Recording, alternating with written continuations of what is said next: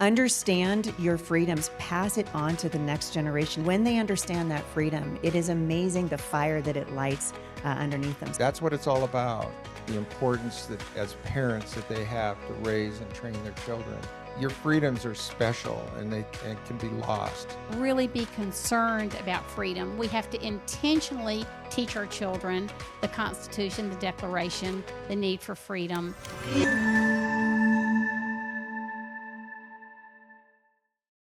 Welcome to the Zan Tyler podcast, where we're all about helping you thrive in your homeschool journey. President Ronald Reagan once warned us, freedom is never more than one generation away from extinction. Today's episode is a powerful reminder of just how right he was. This past April, I had the distinct privilege of joining a legislative freedom panel at the Montana Homeschool Convention, alongside some giants in the homeschool freedom movement. Mike Farris, founder and board chairman of HSLDA, Steve White, the leading lobbyist for Montana Homeschool Freedom, and the passionate Heidi St. The panel was moderated by the president of the Montana State Senate. Today, I'm excited to be sharing this discussion with you in full. Protecting homeschool freedom has been one of the defining causes of my adult life. This discussion is rich with homeschool history, hard-won lessons, and a very present-day urgency. As Reagan also reminded us so powerfully, freedom must be fought for, protected, and handed on, or one day we will find ourselves telling our grandchildren what it was once like when America was free. That is exactly why this conversation matters and why I pray it stirs something in you today. Before we jump in, please take a moment to subscribe and share this episode with a fellow homeschool parent who needs to hear it. And if you're watching on YouTube or listening on your favorite app, a like, comment, or review goes a long way in helping more families find this community. Now, let's get into it. Okay, I have something to tell you. When I first thought about doing this convention, I had in my mind this freedom panel, and I wanted to have the dream team here. And I prayed that I would have all four of these people here, and it actually worked. And I am so grateful. Zan's schedule, we had to wait several months to find out if she was going to be able to be here. I remember the time Mike Farris called my cell phone, and I was blown out of the water. And to have all four of these here is just such a gift and such an honor. And I know it'll maybe never happen again. So I am just truly so grateful that you're all here for this freedom panel. These all are fierce advocates for freedom. They've all been super instrumental in making Montana free to homeschool and continuing the freedom and then advocating for that and spreading awareness of that. So I really wanted them together to share their stories, share the importance of freedom, where we've been, where we're going, what we need to do to protect this freedom. And I'm just really grateful that they're all here. So we have Steve White, we have Heidi St. we have Zan Tyler, we have Mike Farris. And would you just give them a hand? I am so grateful that they're here.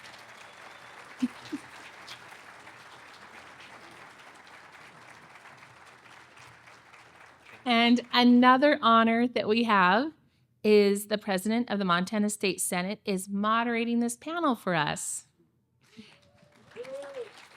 Help me welcome Matt Regier.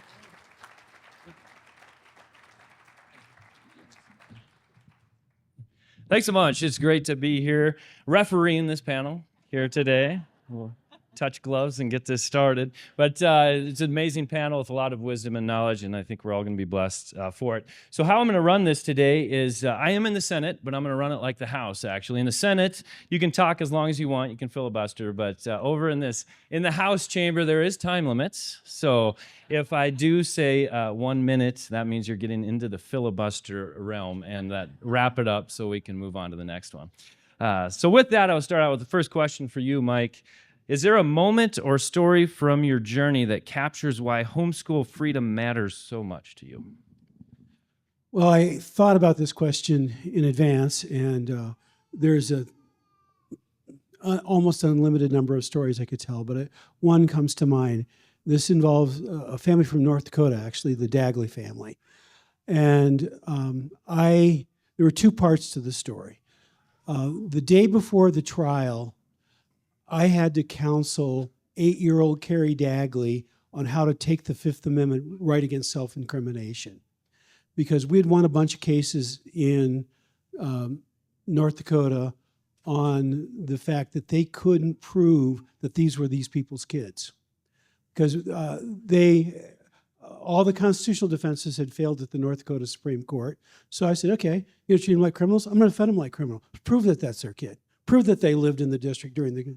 And if you don't go up and testify against yourself, it's kind of hard. So they figured out that they were going to subpoena the kids to testify, yeah, it's my mom and dad, and, I live in the district, and that's my, So they subpoenaed Carrie Dagley. Now, under the law, Carrie also could be charged with a crime for truancy.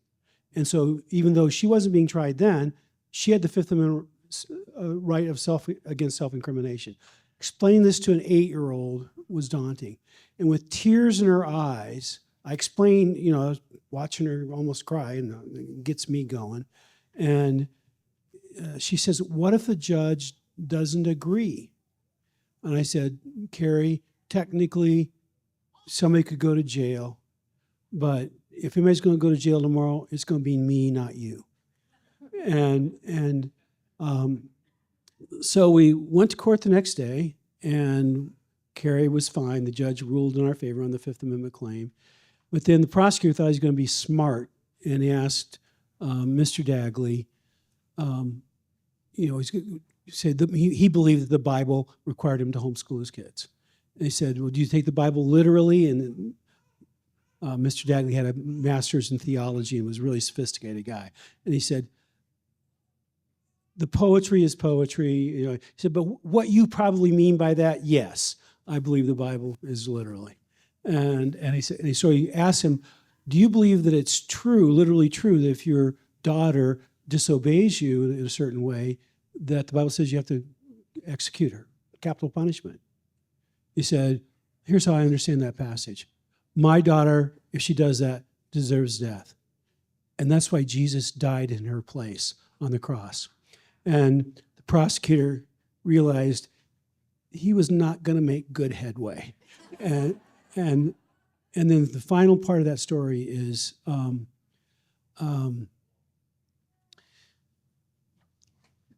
won't cry.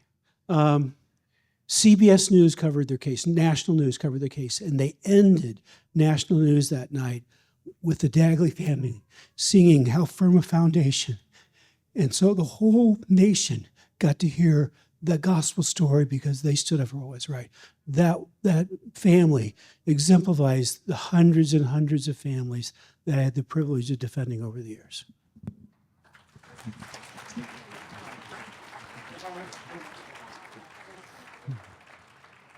Thanks, Mike. We'll go to Heidi.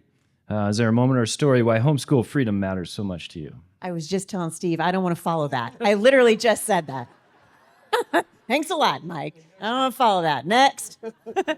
I honestly, I would tie it back to my relationship with HSLDA. My husband and I have been homeschooling our children. I told you guys this morning I'm an accidental homeschooler. I never wanted to homeschool. I didn't have a frame of reference for homeschool freedom until someone who apparently didn't know that I didn't know any of this asked if me and my husband would be the president of the Washington State Homeschool Association, back then known as WATCH.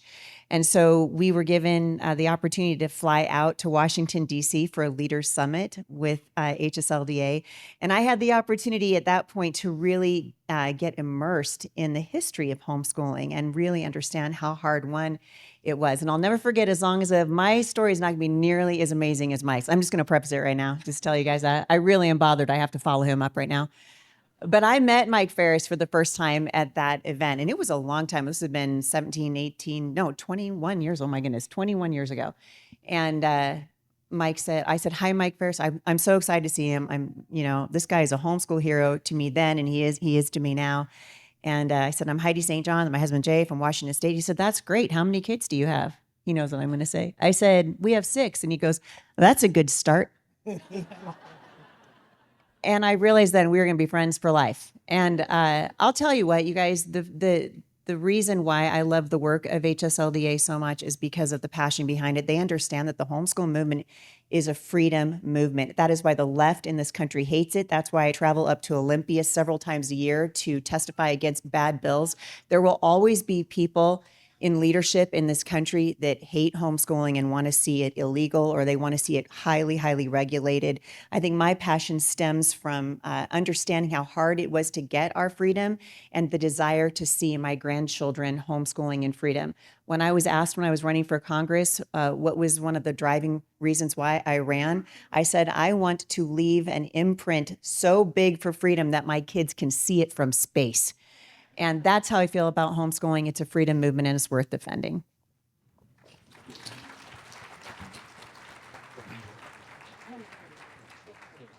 Thank you, Heidi. Steve, you can follow that one. Well, I thought I would be last because I'm a W, so I'm always used to that. But thank you very much for being here, Senator. In 1987, my wife, Pam, who's here today, and she's my rock, she mentioned about our 6-year-old son. He says, what do you think about homeschooling him? I said, well, yeah, I can outthink him maybe through the 3rd grade. But I never thought that she would homeschool K through 12. And at that time, and that was in 87, 88, we went to a national homeschool convention that maybe Michael was there in Portland, Oregon. It was at the Red Lion. And I listened to a speaker, Marshall Foster, who is a dynamic author. And he's one of my heroes. And he was the catalyst. It was like a lightning bolt hit me, and I realized how important this was. And shortly after that, I heard a story. And it was an interesting story. It was in the Midwest, there was a university, and outside of the library of the university, that there was a rock wall, and it was a decorative rock wall, and it had been there for a long time. And then one day, the maintenance guys were mowing the lawn and stuff, and they noticed the rock wall was gone. They go, the rock wall's gone. What rock? What do you mean it's gone? It's been there forever. And so they started doing some exploring, trying to figure out what happened to the rock wall. You know, was there an order to take it down or whatever? And then they discovered that the rock wall had been stolen. No tracks, they'd just been stolen. And how could they do that? They did it in the middle of the day. They took one rock at a time. That's our freedoms. Take one rock at a time. And that's why for 35 years, you homeschoolers and Montana Coalition of Home Educators and Homeschool Montana and the other organizations, we stand firm. Our laws in Montana have not changed for 35 years, 40 years now, since 1983. And every bill that's been aimed against home educators in Helena has died in the first committee. And it's all because of you. It's not because of me. And I reflect on that rock wall. Nobody noticed that one stone was missing every day. And after a couple of weeks, the entire wall was gone. And that's what happens when they just chip away at your freedoms. And that's why it's important for us to stand firm, remain vigilant, and just don't give up. Because when you give up, you've lost. They say, well, how do you not lose? Well, don't give up. So, thank you.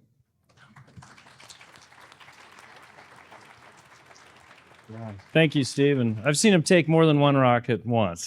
Sometimes they pack them out.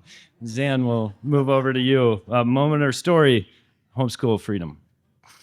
Some of you heard this earlier today, but we started homeschooling in 1984, and not because I wanted to. When I was a college student, there were 2 things I told the Lord I would never do. One was teach, and the other was have kids.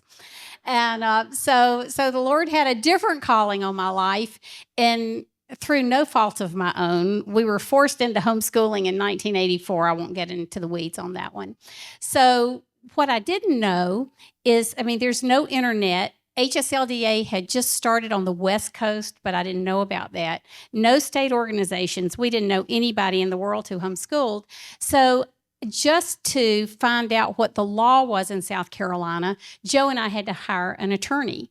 And it took me maybe 6 weeks to find an attorney who had ever heard the word homeschool. So we filled out our application, which was more like a master's degree thesis for our local school board to homeschool. And even though we had met the letter of the law, they turned us down.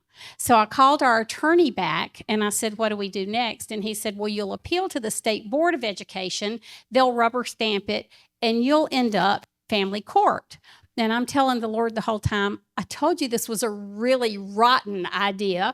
And so in the middle of getting ready for appealing to the state board, I remembered that my mother knew the state superintendent of education. When she taught in public school, he actually observed her classroom for a couple of months to get his PhD. So I knew him. So I thought, well, I'll call a friend. So I called Dr. Williams. I said, Dr. Williams, you might not remember me, but I know you know my mother, Sybil Peters, and I've got a real problem. Can I come see you? Can I make an appointment? And he said, oh, I'll clear my calendar right now. Come on down. He was a friend. So I got there and I explained the situation to us getting into homeschooling, which involves some negligence on our school district's part. And I just thought, because we were friends, he would say, Zan, you are a mom who loves her kids. Let's see what we can do to help. And instead, he looked at me and he said, if you continue down this homeschooling path, I'll have you put in jail for truancy. And it took my breath away. And you know the scripture verse that says, don't be afraid when you're in front when you're in front of the authorities, because the Lord will give you the words. It doesn't say you might not like the words the Lord gives you. And so I just looked at him and I said, well, then you'll just have to put me in jail. And it was one of those moments I'm thinking, is there somebody else in this room who may have said that? Because I'm fairly certain I did not. But I did. And it was really that moment when I realized, I don't mean to sound melodramatic, it was my give me liberty or give me death moment. And so I looked at him and thanked him and I left. And then when I got in the car, I was rather hysterical. And there was no Mike Farris to call at that point. And so the Lord, just in a number of miraculous ways that I won't get into now, kept me out of jail. And we were able to homeschool that first year. And then the legislative pummeling started and the lawsuits being filed. And so really, we were really on our own in South Carolina, just trying to figure out the next step through the end of 1988 when we got our first horrid homeschool law passed. And that's when I met Mike. And so when HSLDA teamed up with us, it still took 4 more years to turn that around, but we had a team. More people were homeschooling. We started an organization. Mike and HSLDA was there. I mean, we figured it was several $1 million in today's money that they had to spend with all the lawsuits they had to file. So I would just say it was that moment when I was threatened with jail, and for the first time I understood freedom isn't free and it is fragile, and we do need to nurture it and steward it. But it was an 8-year journey to resolve it.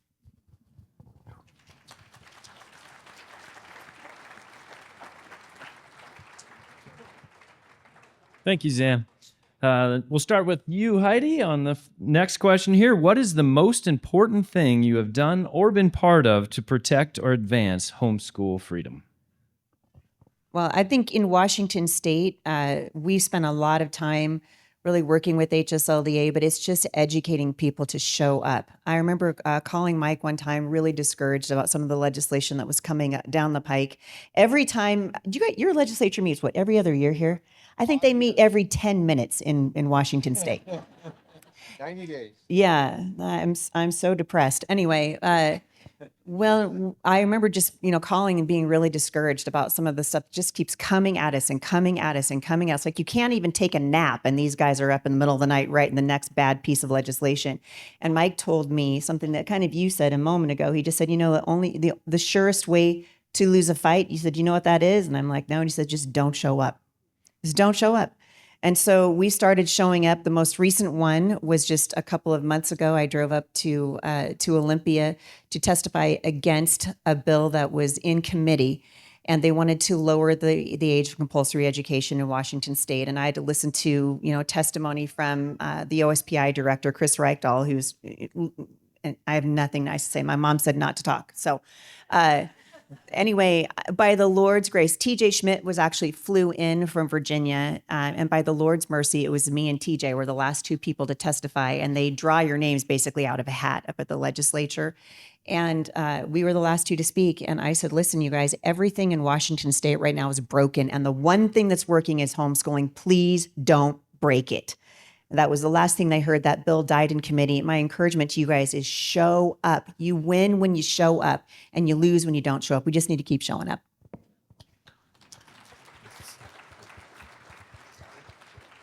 Thank you, Heidi. Zan, we'll go to you next. Most important thing you've done or been part of to protect or advance homeschool freedom? In the end, we started out just on a journey, and the journey led to Joe, my husband, and I starting a nonprofit organization in South Carolina that would take the place of parents going through their local school district. So some people called that civil disobedience. I could call that advancing freedom because Mike was my lawyer, and I wasn't in this alone. And so the end of it was, against all odds, in 1992, our legislature passed a law giving our organization the same power as local school districts in authorizing and supporting homeschool families. And so as Mike and I were rejoicing on this together, and my husband, he said this is the first time in the country that a legislature has ever named a private organization in state law with the same power as local school boards. And it's the important advancement of self-government. But the story that really got us there, we had one Senate hearing, and we had one last legislative push after Mike and HSLDA won this huge lawsuit that went to the state Supreme Court in November of 1991. So we had this last legislative push in 1992 that was supposed to be easy, but nothing in the legislature is ever easy. And so it came down to this Senate education hearing, and the chairman of this committee, I think it's fair to say, he hated me, and he was determined that this bill wasn't going to pass. So we had 120 families, about 300 people, kind of like the same number of Jews in Susa when Esther was fasting and praying, and really trying to save the Jewish population there.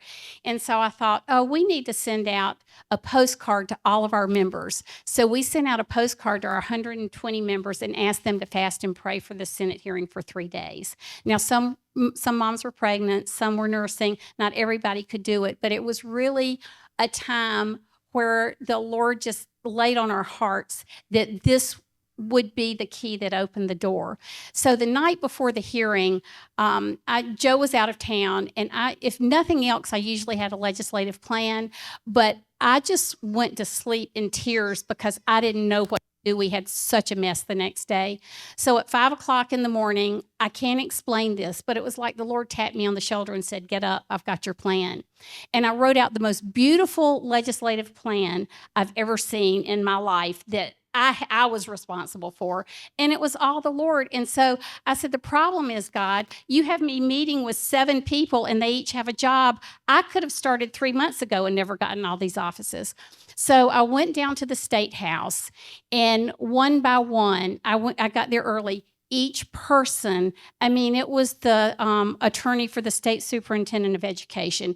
It was the lobbyist for the state Department of Education. It was my congressman now, but my legislator who, once I said what I had to say, I figured I was going to be kicked out and he would have to take over the hearing, and I had a script for him. And it was just thing after thing after thing.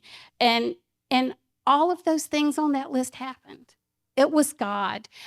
Mike, at the last minute, called in, and we said that they owed HSLDA a lot of money because HSLDA had beat them in court. And Mike forgave the debt because they wouldn't have to be coming down to Columbia all the time. All these things fell into place within the confines of one hearing, and the bill passed unanimously. And, all I could say was praise God, because it was him from beginning to end. It really did teach me that fasting and prayer is a real important tool in our tool bag for freedom.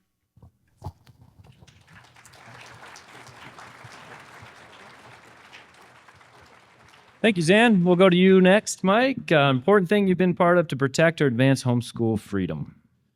Well, with all the stories that have been told about me already, but the lesson that I learned, because I was in a unique position, God allowed me to be in a unique position for this movement, which was great. I mean, it's the coolest job in the world, and I get to do it, and I love it. What's not wonderful about this? But I got taught pretty early on, it isn't about me. It's about building a team. And that team, early days, included Mike Smith and Chris Klicka. They were an important part of the team. And one of the highlights of my life is I went back to my home church in Olympia, Washington, and there was a new homeschool family there, and the pastor, who was still one of my very best friends in the world, introduced me to this new family, and they said, "Oh, do you work for Chris Klicka?" And my heart soared, because it showed that other people were being allowed to shine. And the same thing is true about state organizations. If it wasn't for Steve White, we helped, but Steve White and the Montana people made this happen, the Freedom Here. And that same truth is true essentially in all states. But at the bottom of it, and one of the moms came up to me today that was here as a part of that, and she said the essence of it. The most important thing that was done for the freedom movement is when state legislators stopped thinking about homeschoolers and started thinking about Bill and Mary, Larry and Debbie, where real people became the people that they knew. They were voting for those people. And when that happened, the freedom movement really took off. It's the personalization. And that's going to be the way that we maintain our freedom. It's when you know by name and face and sight, and if you can help them, you go help them. If you can't help them, you're nice about not helping them. But they know who you are, and that you become the personification of the issue for them, because it is much, much, much harder to vote against people than ideas and abstractions.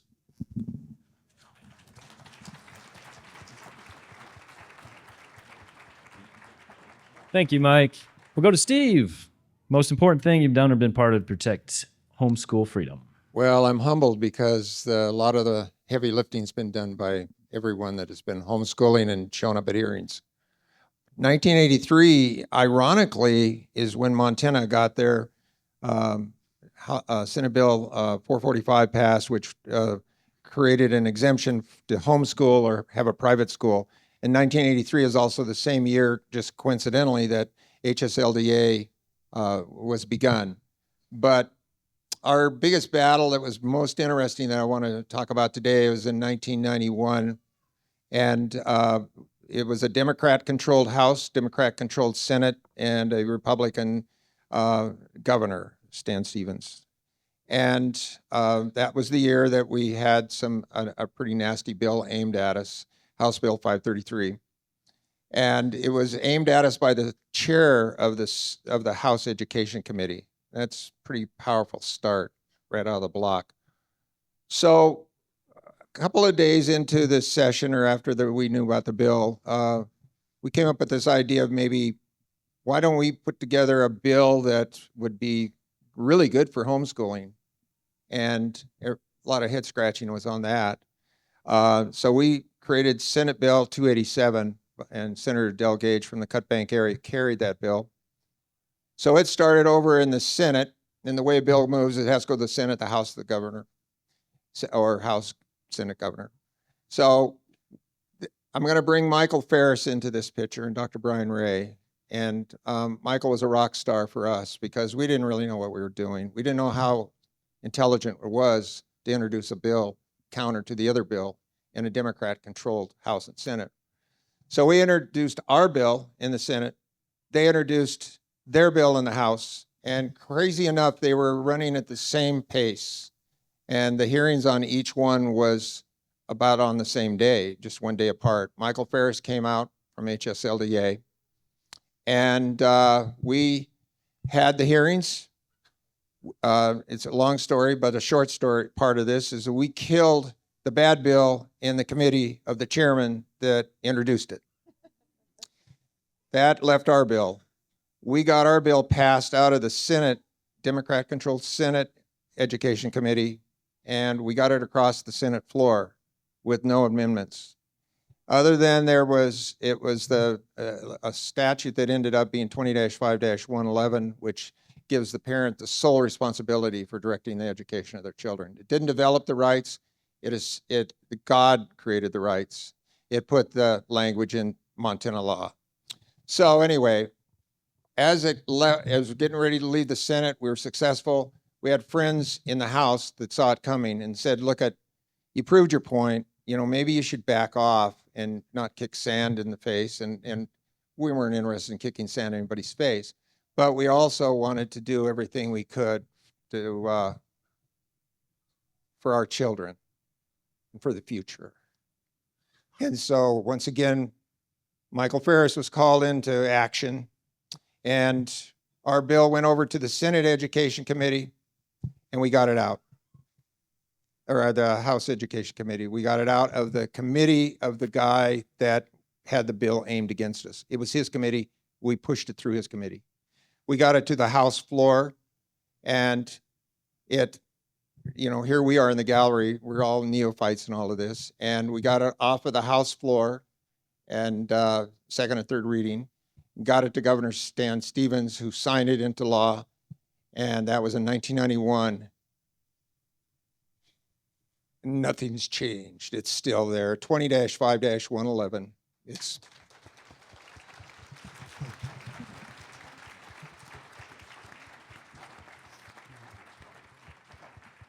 Thank you, Steve. I like a good story where the Senate's the hero. Thank you. Yeah, This podcast is brought to you by BJU Press Homeschool. Homeschooling is an exciting adventure we take with our children. One of the most challenging parts of this journey is choosing the curriculum you want to use. BJU Press Homeschool is a curriculum you can trust. All the books, resources, and videos have been designed with you and your child in mind. Their curriculum is educationally robust and rich, taking into account that children have different learning styles, strengths, and needs. Mom, you are in charge. BJU Press Homeschool is here to come alongside and support you. Do you need help with the teaching load, or is there a subject you just don't want to teach? Their amazing video courses are available for all grades and almost every subject. BJU Press Homeschool believes that homeschooling can produce a new generation of students who know God, love their neighbors, and stand firm in their faith. For more information, go to bjupresshomeschool.com. That's bjupresshomeschool.com. Zan, we'll start with you on the next question. What advice would you give to parents who wants to advocate for homeschool freedom today but might not know where to begin? In 1997, somebody called me from New York and asked me to be on the Today Show. So I did what I normally did with homeschooling issues, and the first thing was pray, and the second thing was call Mike. And so I called Mike, and he said, well, the best advice I can give you is to have 3 things you want to say, and no matter what they ask you, say those 3 things. So I'm about to pull that point of privilege here. I just have to say this, that when the Montana bill passed in 1991, Steve came to the National Leadership Conference in Washington, D.C. that HSLDA sponsored. And he stood up and told the story of everything God had done and getting this bill passed and how amazing it was. And I'll never forget, I don't know if there was a call for questions or not, but I stood up and I looked at Steve and I said, and I'm crying at this point because we've been through 7 years of the battle, and it's like Narnia. It's always winter and never Christmas for homeschooling in South Carolina. And I looked at Steve and I said, Steve, we've done all those things. We have fasted and prayed. We've sought the Lord. We've shown up at the legislature for 7 years. HSLDA has filed more lawsuits than I can count. why would God listen to your prayers and not our prayers? Talk about putting somebody on the spot. But I mean, it was just such an honest question. And so Steve was so gracious. And he just said, Zan, you remember the passage in Scripture where the disciples had been fishing all night and hadn't caught a thing. And Jesus looked at Peter and said, you need to cast your nets one more time. And, I know Peter's thinking, we just did that. But then Peter did, and he had a full, so much fish that it burst the nets. And so after Steve told me that, it's funny how one encounter, encouraging one person, getting a law passed in one state, can have so many ramifications. I went back home energized from that one word of exhortation and really comfort from Steve. And the next year is when our bill passed, our good bill that put everything else to rest. And I'll never forget showing up at the National Leadership Conference the next year in Glen Eyrie and sharing on our story. But I have to thank Steve and the Montanans here for what your fight for freedom meant to our fight for freedom.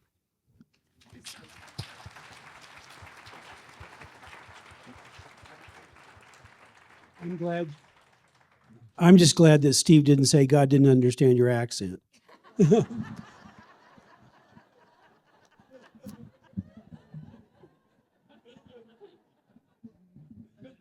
Thank you, Zan and Mike.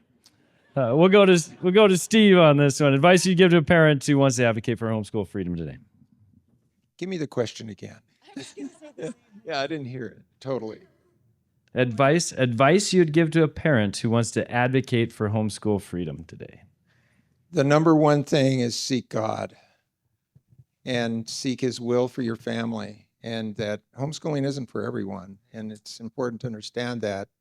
But the thing that resonates with me and is that a lot of people, especially when you're dealing with legislature, as I've had to do for, and I've done it with a smile for 35 years.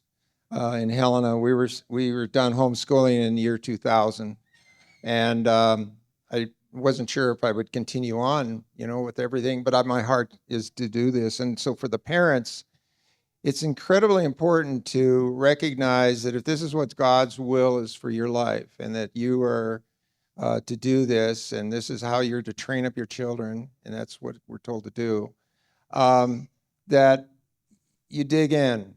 It's a sacrifice. It isn't something you're paid to do. Sometimes you have to give up things to do it. And so for parents that are, thinking about this endeavor, I would just ask that you remain vigilant, and I'd ask that you be ready to respond to attacks. And the thing that I really appreciate with the homeschool community, and this is for many years, is that the one thing the legislators recognized, and I think Senator Regier would have seen this too, is that the one thing they recognized when we came to the Capitol, and we've had hearings with as many as 4,000 homeschoolers, big, and when they're got the halls lined up and they got the kids with them and the parents, and there's a hearing going on, and it's an adverse hearing, and you don't want to lose that hearing, that the thing that the legislators reflect on is the personality of the homeschool families. They come to respect the families and their children and the attitude they have towards their government and how they are so respectful to the legislators, to the process. There's sometimes they hear things in the hearings, and I've been to a lot of hearings where things aren't said in, there's some criticism of homeschooling. There's never been any kind of jeering. There's never been any kind of signs held up. Homeschooling families in that Capitol building have gained respect through the way that you've conducted yourselves. And I've appreciated it because I've never told anybody to be careful, don't say anything bad. They don't, they're not there to attack public schools or private schools. They're just there to talk about their endeavor and the importance that as parents that they have to raise and train their children. And that's what it's all about. And your freedoms are special, and they can be lost. And so that's a big deal to me. So I appreciate that question.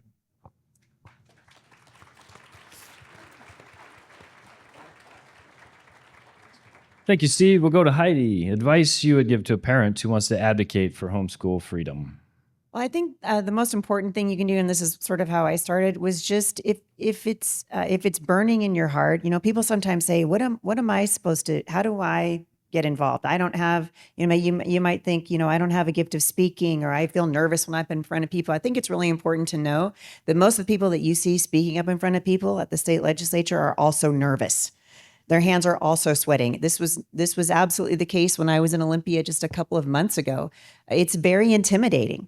But you have to remember that the Lord said he'll never leave you and he'll never forsake you. One of the most important things that we can learn as Christians is obedience. God honors obedience. The outcome is up to the Lord. And so when you realize that the outcome is up to the Lord and your job is simply to show up, your job is simply to learn what you can learn. I mean, I feel like every story that you've heard up here today, the commonality in it is that the people that are giving this testimony, they showed up. They said yes. God wants your yes.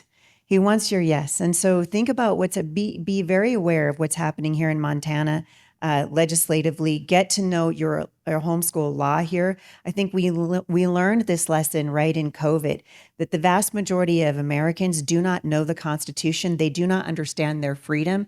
And freedom is very easy to take away from people who don't know what freedoms they have. And so understand your freedoms, pass it on to the next generation. It's why I said this morning in the opening keynote that at the Homeschool Resource Center, we focus very, very much of our energy there on teaching the young people the Constitution, the Bill of Rights, the freedom of our nation, the freedom of Washington State. And when they understand that freedom, it is amazing the fire that it lights underneath them. So my encouragement to you is don't let the legislative process intimidate you. You are no less of a human being because you don't sit on a panel or you're not in the House of Representatives. Your voice matters. I love that you keep hearing that it's important that you personalize it. That's absolutely true. When you show up, those state senators and your representatives in the House, when they see a face and they put a face to that bill, all of a sudden it becomes more than a House bill number. Now it's a family. Now it's a child that's affected, and it really matters. And so God will help you. It was important to me when I ran for Congress because it was a scary thing, probably the scariest thing I ever did. I feel like this is National Mike Farris Appreciation Day up here. I don't really know what's happening. But Mike was my.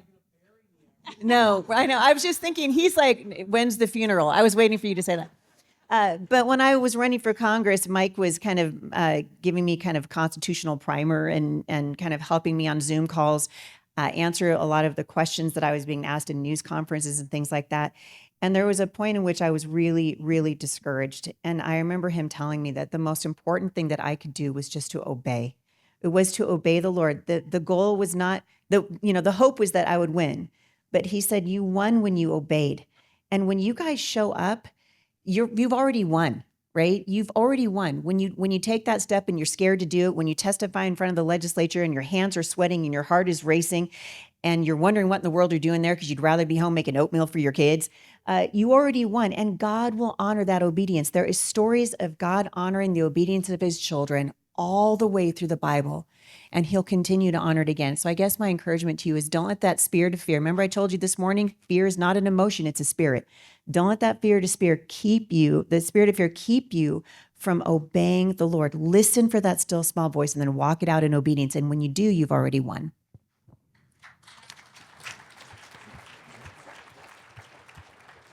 Thank you, Heidi. Mike, we'll go to advice you give to a parent who wants to advocate. I learned a trick, you on Facebook, you have one easy trick to, lose 85 pounds in 3 days, it's called amputation. But the trick I learned in homeschool litigation, and it's also true, but not quite as clear cut in legislative sessions, is The first job I had walking in a courtroom is to convince the judge that these kids are okay.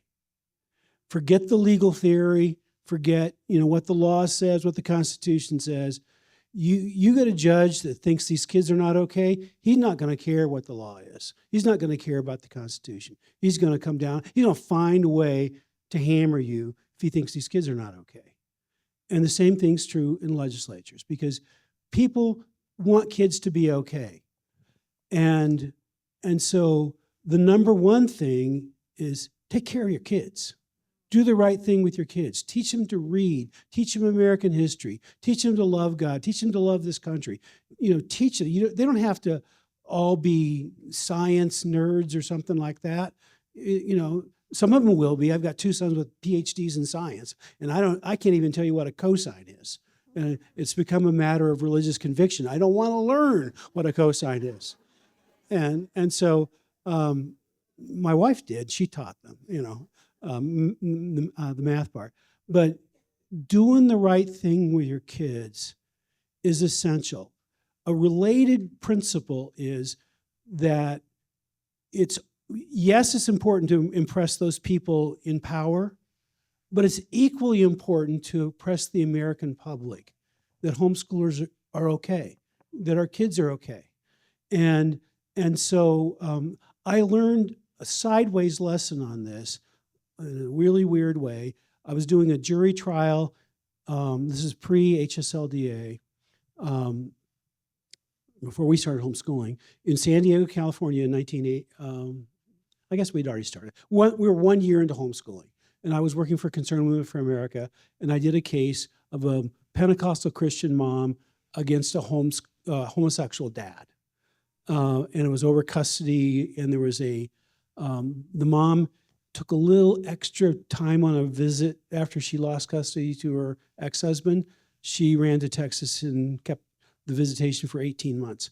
And so I was defending her it's called custodial interference. It's a form of kidnapping. She was accused of kidnapping her own kid. So I'm picking a jury in San Diego, California in 1984, and I ask every juror, do you know a born-again Christian? Do you know a homosexual? Every single person on the jury panel, about 24 people, every one of them knew a homosexual. One knew a born-again Christian. And I got to thinking about that later. That's not right. They had to know that they were born again, that they know more born again Christians than that. But I don't think any of the jurors were lying to me. They just didn't know that the people were born again Christians. And the net result I got was that homosexuals were more open and or more obvious about who they were than Christians were about who we are. And the personalization thing that we talked about earlier, the legend, it works the other way. When the leaders know a homosexual, it's hard for them to vote against them. And if they don't know that the people that they're dealing with are Christians, they just think of that's the other out there. They don't know how to, it's easy to vilify these Christian right-wing nut stuff if they don't know anybody. And they probably do. We just don't tell who we are. And so I would say, in light of that, two things. Make sure people know who you really are, and make sure you do a good job with your kids.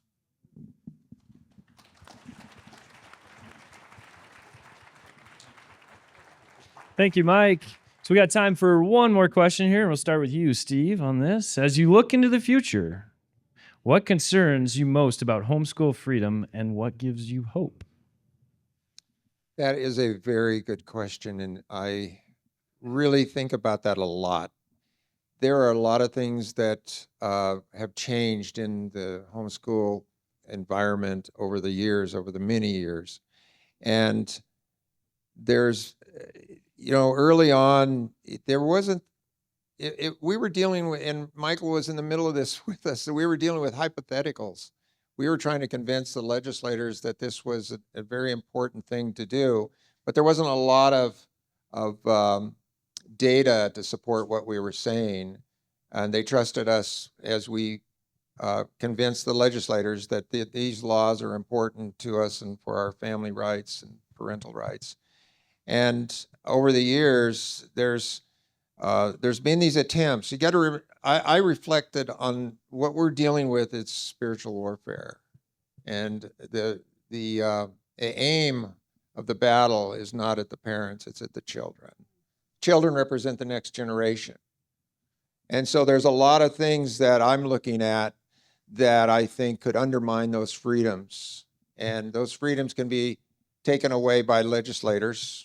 And that's usually where the battle is. Sometimes it's the courts, but oftentimes it's legislation, and it's the changes in the law. And whether it's the issue of providing resources by the government for homeschooling endeavors, whether that be money or whatever it is.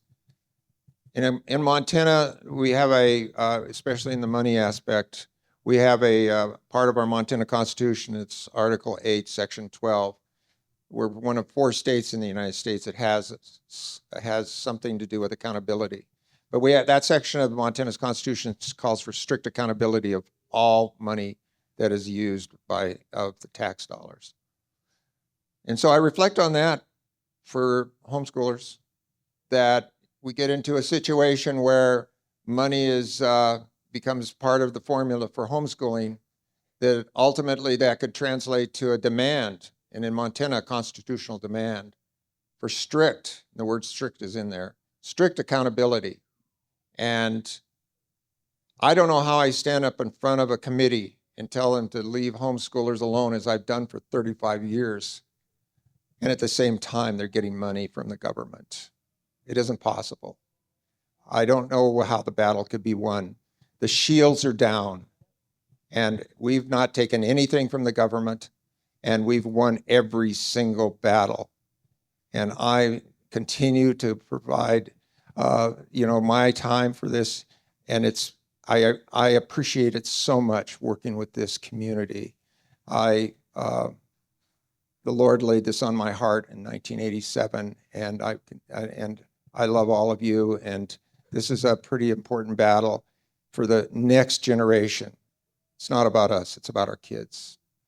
So those, Senator, could be, in my heart, anything that could interfere with our freedoms, I have concern about. So, what gives me hope is that I think that God has a real plan for the next generation.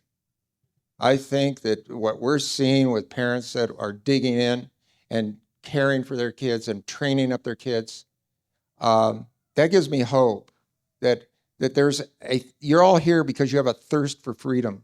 That's our common thread. And that gives me hope. And I appreciate Lindsay and Rachel and all of the worker bees that worked on this project, and that to see this room filled up. That gives me hope. It was in 1990 that my wife and another family put together the first Montana statewide convention for home education in 1990 in this room. So we're back. It's bigger now. It's bigger. So thank you. Thank you, Steve. We'll go to you, Mike. As you look into the future, what concerns you most about homeschool freedom and what gives you hope? I have 2 concerns. One is that there has come a generation that knew not Joseph. And I don't mean that in the personality sense. I mean that is, you don't know the story.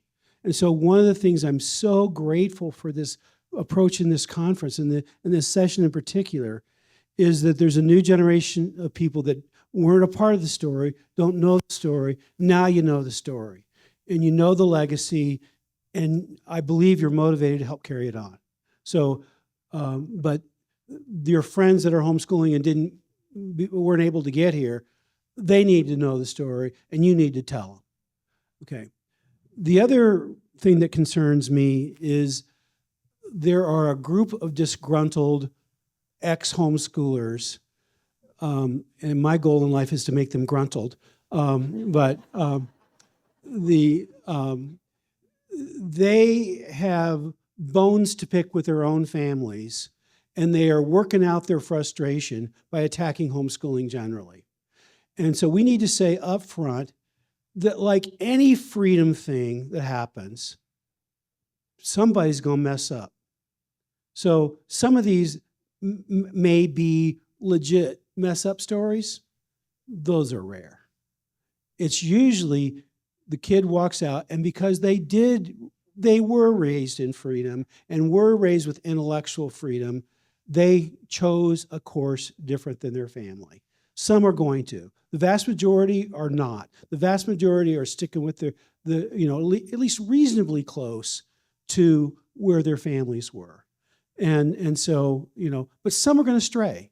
And the number of the group that are doing that are lesbians in the leadership of this is a remarkable, easy to point out that they're straying in a particular way, and this is a vendetta against their families over those kinds of issues. And so, but their story is the kids are not okay. And what they're mistaking is the difference between a few, a handful, a really rare instance, and they're trying to generalize it improperly. And so the thing that we need to do is to be able to just overwhelm every form of public opinion, every form of legislative opinion, every form of judicial opinion with, yeah, maybe somebody did that. And if there's real evidence of it, then you just say, that was wrong. Those people should have been punished. This is wrong. But that's the rare exception. And just to tell people, in a free country, there's going to be mistakes. And when there are mistakes, we handle mistakes by punishing those who made the mistake, not by removing everybody's freedom. That's how a free country operates. And we need to reinforce that and never walk away. And so one of the side things here is, if you have friends, and the book of Philemon is not very long, and there's just this one word picture in it that when Paul starts talking to Onesimus, I can't remember the Greek anymore, but I studied it when I was pastoring for a little while. Paul puts his arm around this guy verbally and hugs him. And he's been there, and he admonishes them. So you don't go around admonishing strangers. You go admonishing people you've earned the right to hug. And if there's somebody that you've earned the right to hug and they're messing up with their kids, admonish them. Get them on the track. Don't go to strangers. That's not your call. But if you've earned the right to hug, you've earned the right to urge them to do what's right.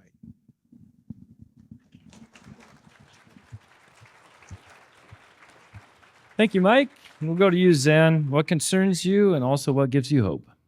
I think the thing that concerns me the most is traveling the country and talking to a lot of the younger generation that is now homeschooling.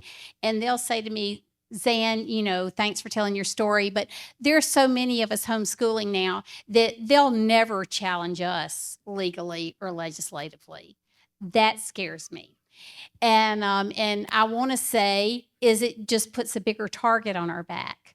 And so the quest for freedom really is eternal vigilance. I had a girl in South Carolina say to me, she was a second-generation homeschooler, and she was young, and she said, Zan, my mom never had any problems homeschooling. Are you sure you're telling your story right?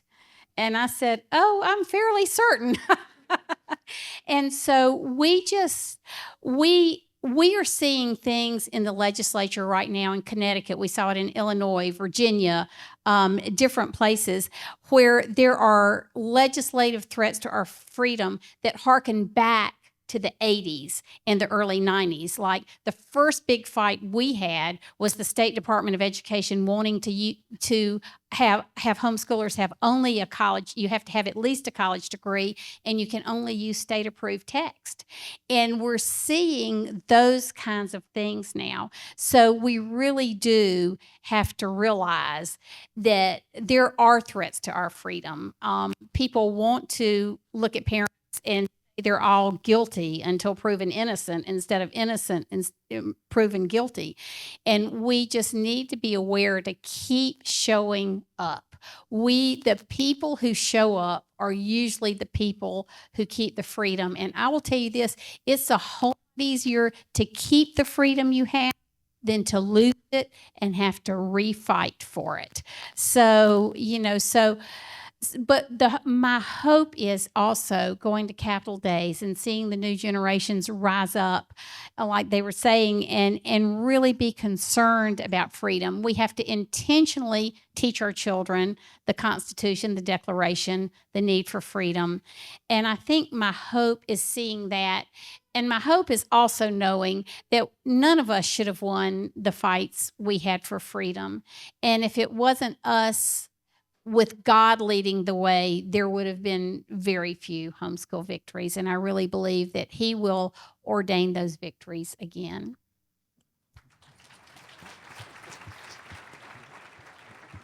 Thank you, Zan. And Heidi, you get to close us out here. What concerns you most and what gives you hope? So exciting. Thank you. I think the thing that concerns me most is kind of what I talked about this morning. I'm very concerned with the division that I see among God's people right now. It is the work of the enemy. Make no mistake about it. A house divided against itself cannot stand. And so I think we need to be very careful where we're spending our time, where we're spending our energy. We can chase every conspiracy theory rabbit hole until we're blue in the face. And while we're off there doing that and arguing about things that don't really matter, things that really do matter are happening. And the enemy uses that to distract us. And so we see this tactic from the enemy. We've seen it, for generations. Distract and discourage and divide and defeat. And that is what is happening. I see it happening politically right now. We saw it happen in the wake of the death of Charlie Kirk. And I think we need to be very, very careful. The adversary says we know because the Bible tells us he comes to kill and steal and destroy. We had a killing. And now we're seeing a stealing of a legacy, of an organization, of a ministry, and ultimately the goal will be to destroy the conservative movement in the United States, to destroy the freedom movement. I am very worried, honestly, about the midterms in the United States right now. And the enemy is working very hard to divide us. Listen, we don't need to agree about everything. This is absolutely true even in the homeschool movement. We don't need uniformity, but we do need unity. And we need to be united about what really matters. And I think defending our freedom really matters. I'm really glad to hear, I'm glad to be a part of hearing with you guys the stories that you've heard shared from the platform today. And to see that God really does work through ordinary people to do extraordinary things. But if we're divided and we're distracted, we can't even hear his voice because we're too busy listening to other voices. And so we need to be very careful about the hope that I have is that I believe that we're seeing a resurgence of patriotism and a resurgence of interest in freedom. We definitely see this where I live in the Pacific Northwest. I just spent a week speaking at the Creation Museum, and when they hear I'm from, just outside of Portland, they tell me, "Oh, that, the gates of hell, that's where you live." Yes. Just outside of the gates of hell, otherwise known as Portland, Oregon. And what I am seeing there, you guys, you know where the light is the most needed? Where it's dark. We have an opportunity to shine the light. And I have been, I guess for lack of a better word, kind of appalled at a lot of the protests that I've seen happen in downtown Portland and in Seattle. A lot of, I'm sorry, not trying to be a jerk, but a lot of, much older than me, leftists and liberals who have lost their ever-loving minds out there. And I'm watching the younger generation actually realize, oh, hey, that's not working. And they're looking for truth, and they're looking for hope, and they're looking for freedom. And you have an opportunity to share that freedom. And a huge part of it is found in the homeschool movement. So don't let the enemy distract you from the mission. Don't let him bring division among you in your homeschool communities, in your churches. Watch and see. Ask the Lord to give you eyes to see that discernment. Remember I said this morning that Spurgeon said that discernment was not knowing the difference between right and wrong. It's knowing the difference between right and almost right. And so when we recognize that and we're saying, Lord, give us the eyes to see, show me the battles that I need to fight, keep me in right relationship with my children, with my husband, with our community, keep me in right relationship with those people. And I think we're going to see really, really amazing things in the days to come. The Lord's not unaware of what's going on here. He gives us each an assignment. And I believe that you guys, just like Mike Farris and Zan and Steve up here, you guys were born for this time in human history. You could have been born at any other time. But God said, no, this is the time. This is the season. These are the years that I want you to take your place on the battlefield. And I think we're going to see it in the days to come.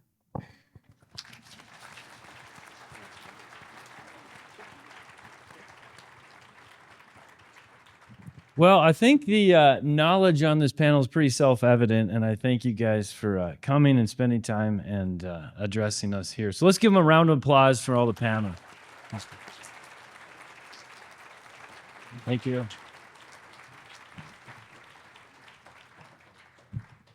That was pretty incredible. I love having the dream team up here, and this has been recorded, so we can re-listen to it, or for those who missed it. So thank you again so much for being here. As we celebrate the 4th of July and look ahead to the 250th anniversary of our country, we're reminded that freedom must be defended and stewarded. Homeschool freedom doesn't protect itself. So stay informed, know what's happening in your state, build relationships with your legislators, vote wisely, and be willing to speak up. Because this is about more than education. It's about the freedom for parents to raise and disciple their children. Thanks for joining us today. We'll see you next week.